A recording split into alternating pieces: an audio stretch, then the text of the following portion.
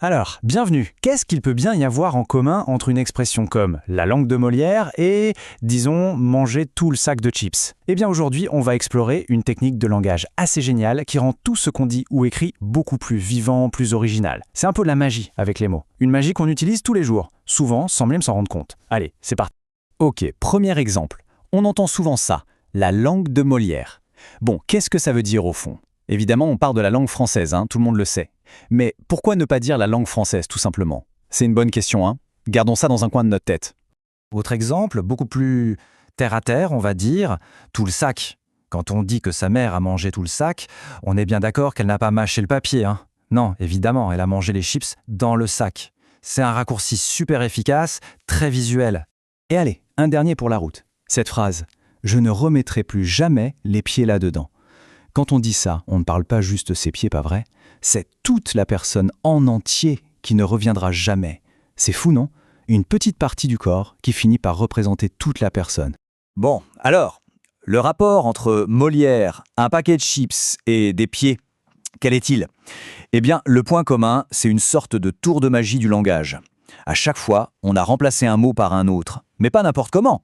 Le but, c'est de créer un effet différent, une image plus puissante. Et ce petit tour de magie, ça a un nom bien sûr. On appelle ça les figures de substitution.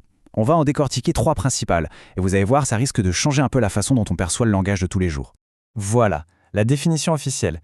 Le truc à retenir, c'est ce lien d'équivalence. Ça veut dire qu'on remplace pas un mot au pif, non, on choisit un autre mot qui a un lien logique, une connexion avec le premier. C'est ça qui permet de montrer les choses d'une manière différente, plus surprenante. Alors, dans notre boîte à outils, on a quoi? 3 instruments principaux, la périphrase, la métonymie et la synecdoque. Chacun a sa spécialité en quelque sorte. La périphrase, elle décrit. La métonymie, elle fait des associations d'idées. Et la synecdoque, elle joue avec les échelles, un peu comme un zoom sur un appareil photo. Allez, on regarde ça de plus près, un par un. On commence avec la périphrase. J'aime bien l'idée que c'est un peu comme prendre un détour, le chemin des écoliers comme on dit, pour parler de quelque chose. Au lieu d'y aller direct, on fait une petite balade descriptive, on utilise une expression plus longue, souvent plus poétique. Et là, bim, on retombe pile sur notre premier exemple. La langue de Molière, c'est exactement ça. C'est une périphrase pour dire la langue française. C'est quand même plus classe, non? Plus poétique, ça évoque tout un héritage culturel. Ok, on passe à la deuxième, la métonymie. Ça, c'est le roi du raccourci intelligent. L'idée, c'est de remplacer un truc par un autre truc qui lui est connecté de manière logique. C'est redoutablement efficace. Et notre histoire de chips, c'est l'exemple parfait. Le contenant, le sac, qui prend la place du contenu, les chips. Tout le monde comprend tout de suite. En fait, on en utilise tout le temps. Quand on dit « allez boire un verre », personne ne pense qu'on va boire le verre lui-même, on boit ce qu'il y a dedans. C'est une métonymie. Et on termine notre trio avec la synecdoque. Alors elle, son truc, c'est de jouer avec les proportions. On va prendre une partie d'un objet pour parler de l'objet entier. Ou parfois c'est l'inverse. C'est un super moyen de diriger l'attention là où on veut. Et voilà comment on comprend notre dernier exemple du début. Les pieds. C'est juste une partie du corps, mais ça représente toute la personne. Franchement, ça a plus d'impact que de dire platement « je ne reviendrai jamais ». C'est beaucoup plus visuel, plus fort. Bon, c'est bien beau tout ça, on a défini nos outils. Maintenant, passons à la pratique. Mettons les mains dans le cambouis. Comment on fait pour en créer, nous-mêmes, de ces figures de style? Le secret, en fait, c'est toujours le même. Il faut créer ce fameux rapport d'équivalence.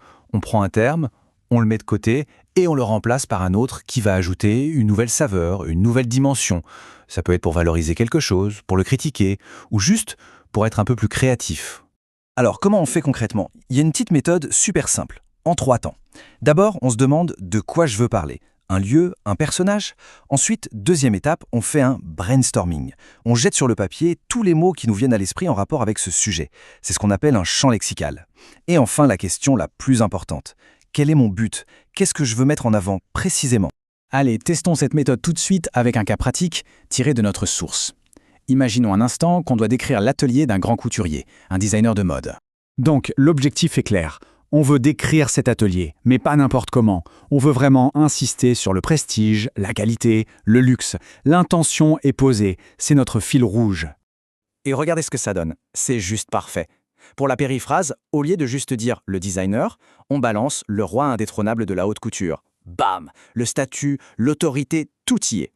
Ensuite, la métonymie. On ne dit pas qu'il y a des vêtements, non, on dit qu'il y a du Dior, du Chanel. Rien que les noms des marques suffisent à planter le décor du luxe. Et pour finir, la synédoque. Au lieu de parler des robes, on parle de ce qui les compose, des dentelles, des soies, des velours. On touche presque la qualité du tissu, rien qu'en le lisant. C'est puissant, non? Ok, super. Mais au fond, pourquoi s'embêter avec tout ça? À quoi ça sert dans la vie de tous les jours, concrètement? Eh bien, tout simplement parce que ce ne sont pas juste des trucs de prof de français ou de poète. C'est utile pour tout le monde.